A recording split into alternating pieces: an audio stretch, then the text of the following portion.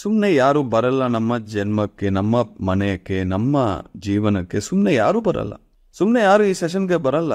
ಇಷ್ಟೊಂದು ಎನರ್ಜಿ ಸಿಗ್ತಾ ಇದೆ, ಇಷ್ಟೊಂದು ಜ್ಞಾನ ಸಿಗ್ತಾ ಇದೆ, ಆ ಅನುಭವ ಯಾರಿಗೆ ಬರುತ್ತೋ ಅವರು ಬರ್ತಾರೆ.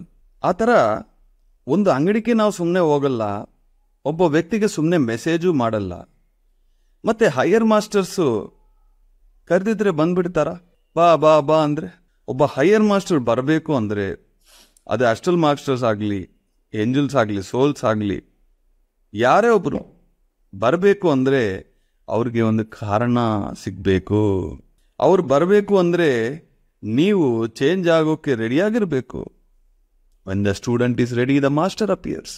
ಯಾರು ಬರ್ತಾ ಇಲ್ಲ, ವಿಷನ್ಸ್ ಬರ್ತಾ ಇಲ್ಲ, ವಾಕಿಂಗ್ ಬರ್ತಾ ಇಲ್ಲ ಅಂದರೆ ನೀವು ಅಲ್ಲಿ ನೋಡಬೇಡಿ, ಒಳಗೆ ನಾವು ರೆಡಿಯಾ ಇದೆಯಾ ಅಂತ ನೋಡಿ.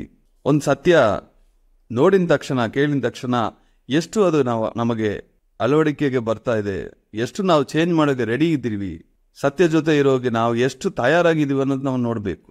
ಅವಾಗ ಅವರು ಸಂದೇಶ ಕೊಡ್ತಾರೋ, ಅವ್ರ ಶಕ್ತಿಯನ್ನು ಕೊಡ್ತಾರೋ. ಸೇವೆ ಜಾಸ್ತಿ ಮಾಡಬೇಕು, ಎಲ್ಲರೂ ಈ ಕರ್ಮಗಳಿಂದ ಬಿಡುಗಡೆ ಆಗಬೇಕು, ಈ ಭೂಮಿ ತಾಯಿಗೆ ಎಷ್ಟೋ ಭಾರ ಕಮ್ಮಿ ಆಗಬೇಕು, ಶಾಖಾಹಾರಿಗೆ ಎಲ್ಲ ಆಗಬೇಕು ಅಂತ ಯಾವಾಗ ನಿಮಗೆ ಒಂದು ಸಂಕಲ್ಪ ಬರುತ್ತೋ, ಸೇವೆ ಮಾಡೋಕೆ ನೀವು ರೆಡಿ ಇರ್ತೀರೋ, ಅವಾಗ ವಾಕಿನ್ಸ್ ಆಗ್ತಾರೆ.